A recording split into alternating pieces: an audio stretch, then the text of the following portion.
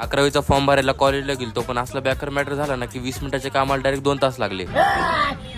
तर नमस्कार मित्रांनो, तुमचं स्वागत आहे आपल्या एका नवीन ब्लॉग मध्ये. तर आज सकाळी सकाळी ना जरा जास्तच लवकर उठलो होतो, पण टाइम बघितलं तर 1:30 वाजले होते. तेव्हाच आपल्यापाशी बादशाह आला. बादशाह म्हणला आपल्याला कॉलेजचा फॉर्म भरायला जायचं. मग निघालो 120च्या स्पीड मध्ये कॉलेजकडे. मग आम्हाला मुंजा दिसला. मुंजा म्हणजे पिक्चर मधला मुंजा नाही, हा वाघोलीचा मुंजा आहे. मग कॉलेज पैसे आल्यावरती आम्हाला एका मित्राचा फोन आला. तो म्हणला मी गावाला आलोय, माझा फॉर्म पण तुम्हीच भरून टाका. आम्ही पण त्याला हा म्हणलो, पण आम्ही हीच सगळ्यात मोठी चूक केली, कारण ते तुम्हाला पुढे कळलं. मग शेवट आलो आम्ही कॉलेजच्या आतमध्ये. मग तेव्हाच आम्हाला वॉचमॅन मला रजिस्ट्रेशनवर तुमचं नाव लिहा. बादशाह नाव लिहितच होता तेव्हा त्याच्या हाताकडे माझं लक्ष गेलं. त्याच्या हाताची लिहायची स्टाईल बघूनच माझ्या किडनीला हात टेक आला. मग गेलो आम्ही फॉर्म भरायला ऑफिस मध्ये. माझा फॉर्म तर मी 2 दिवस आधीच भरला होता, फक्त बादशाहचा आणि आमच्या मित्राचा फॉर्म भरायचा राहिला होता. मग दोघांचे फॉर्म भरून रजिस्ट्रेशन वरती आयडी आणि पासवर्ड लिहायचा होता. बादशाहचा लिहिला, पण ज्या मित्राचा फॉर्म भरला होता तो फोनच उचलत नव्हता आणि आयडी आणि पासवर्ड त्याच्या नंबरवरती आलता. त्याला 100च्या वर फोन केले आणि तिने शेवटी एक फोन उचलला. फोन उचलून तो म्हणला त्याला आयडी आणि पासवर्ड सापडा नाही गेला. मग कसं काय कॉलेजमध्ये 2 तास डोक्याचा भाजीपाला करून शेवट बाहेर आलो. आणि आज जरा जास्तच गरम होत होतं, म्हणून गरम वातावरण गार करायला कधी गार प्यावं म्हणलं. पण बादशाहला काय झालं काय माहिती, अचानकच लाजा लागला. मग घरी चालूच होतो तेव्हाच आम्हाला बादशाहचे मित्र दिसले. त्यांची गाडी बंद पडली होती, तर पुढे पर्यंत थोडा पाय लावला. त्याला विचारलं गाडी बंद कसं काय पडली, तर बघा भाऊ काय म्हणतोय.